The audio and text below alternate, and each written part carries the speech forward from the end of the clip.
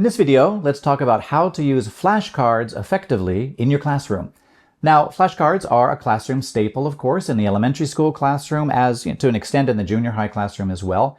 And they're certainly one of the more valuable tools in your toolkit to introduce vocabulary and review vocabulary with the students. And there are loads of games and activities you can play using flashcards beyond the simple repeat after me. This video is not about any particular game or activity. Instead, I want to give you guys 10 general, hopefully non-obvious, tips and tricks for handling flashcards effectively in the classroom. So let's get into it. So tip number one is you may start off holding the flashcards in your hand like this, but if these are new to the students, if you're introducing fruits to the students for the very first time, it's okay to start with the flashcards in your hand as I have here, but as you repeat and introduce each individual fruit, you want to take that card and then move it to the board, okay? Maybe your JTE can help you put it up with magnets or something on the board as you introduce apple, banana, etc.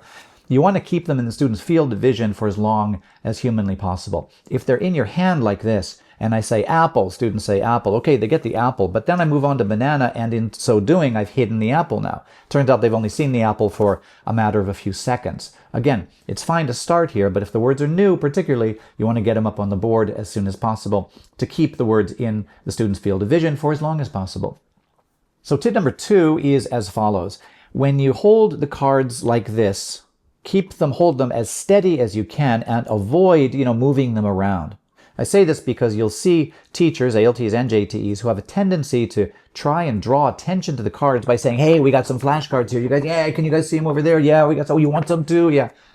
Yeah, it's distracting to see cards that are moving around. You want to think of your body, your arms, as like an easel for a painting or a stand for sheet music, and keep the cards as steady as you humanly can, okay?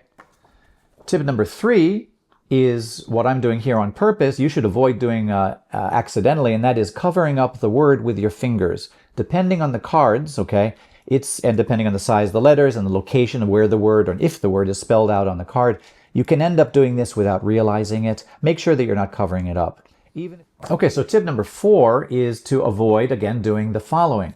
When you hold up the flashcards, you may not be visible, or they probably won't be visible to you, and you may find yourself doing one of these, looking around, oh, we got banana here, and you go banana, and the students go banana. Okay, great. Show the next card, and I don't know what the next card is, so I'm going to peer around, and oh, we got strawberry now. So it's this constant you looking at the card, perhaps turning the card to yourself so you can see it.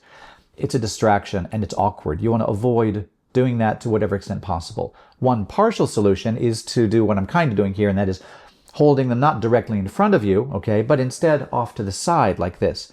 And I can see with, through peripheral vision that I got strawberry here without actually having to peer around like that.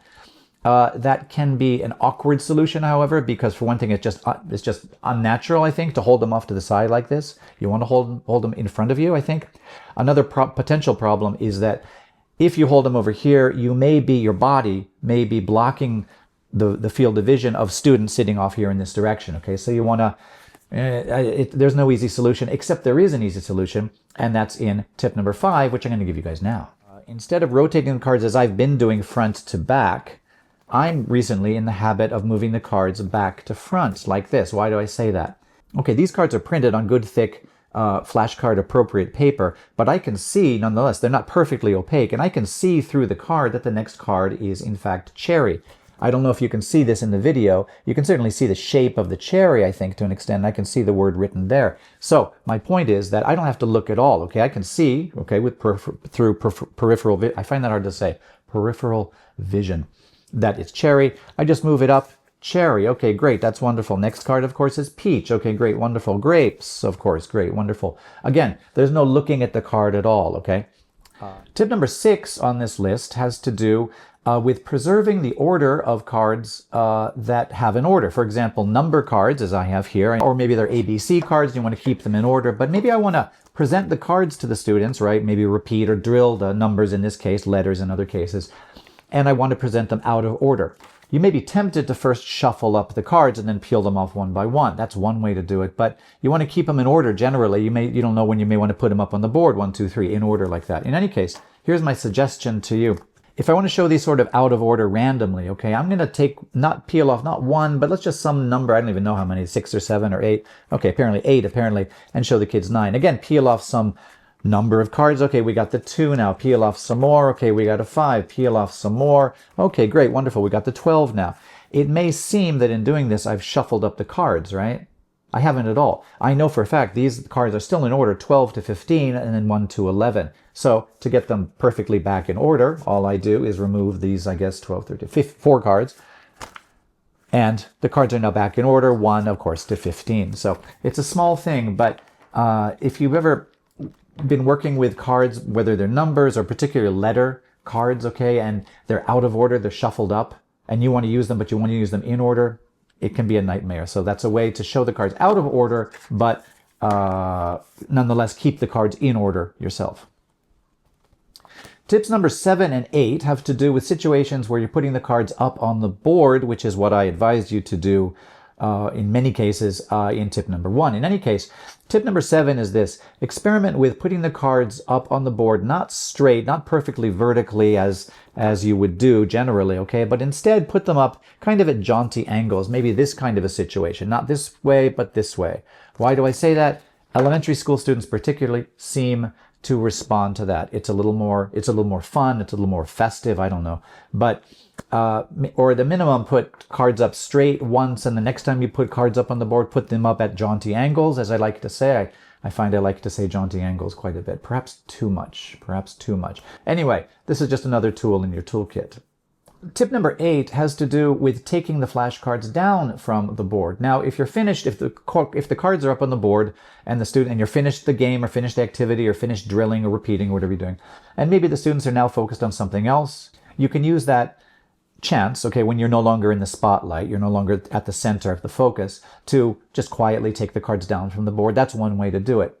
But in other situations, when the students are still focused on you, still focused on the board, and you don't want to tell the students, okay, can you just talk amongst yourselves while I take these cards down? That can lead to kind of a hiccup, as I like to think of it, in the class, a sort of a blank in the class. Instead, use that opportunity, taking the cards down, to have the students repeat or say the cards. Using the taking down of the flashcards as an opportunity to review them one more time.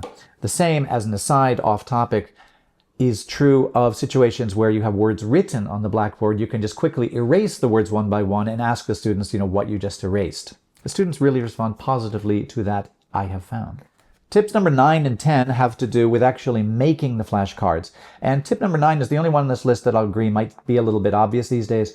If you're making flashcards, okay, ChatGPT and other AI, these are your friends. We live in a golden age when you can generate images, cartoons, photographs so easily using ChatGPT. You're not cheating by using it. By all means, take advantage of the technology and use ChatGPT and other AI tools to generate very good flashcards.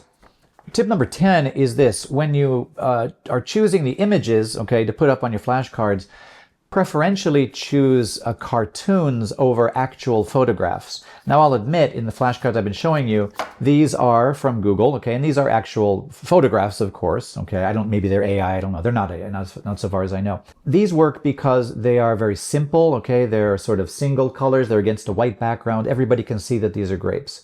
I would still maintain that a cartoon of grapes might be easier to grok from the back of the classroom, okay?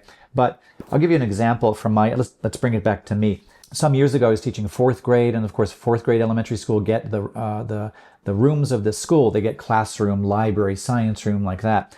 And so I thought I was being very smart and this was several years ago. This was back when digital cameras were a thing. I took my digital camera around the school after the students had gone home. And I went into the empty classroom, empty science room, and so forth, and I took a picture. And I printed them out on the flashcards. Okay, this is a classroom, photo of the classroom, photo of the science room, and like that.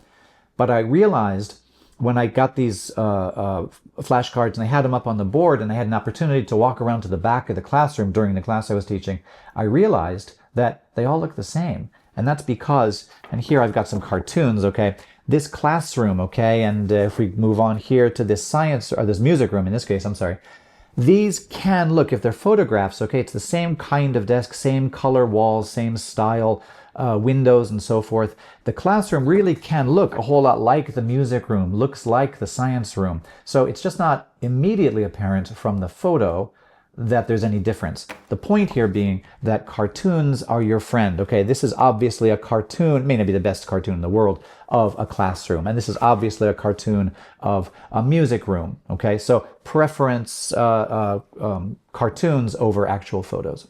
Bonus tip time. This is where I give you guys a bonus tip. And the bonus tip for this one is don't laminate your cards. I am at war with lamination. I've got a whole other video on why I refuse to laminate my own cards, use laminated flashcards. All of these cards, okay, are completely unlaminated. They are raw paper.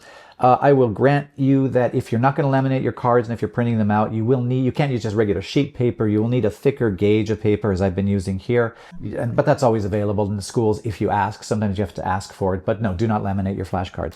All right, thank you for watching. Hope you guys found this useful. If you have any comments, questions, by all means, leave them in the comments. I do respond to comments or questions that are down there.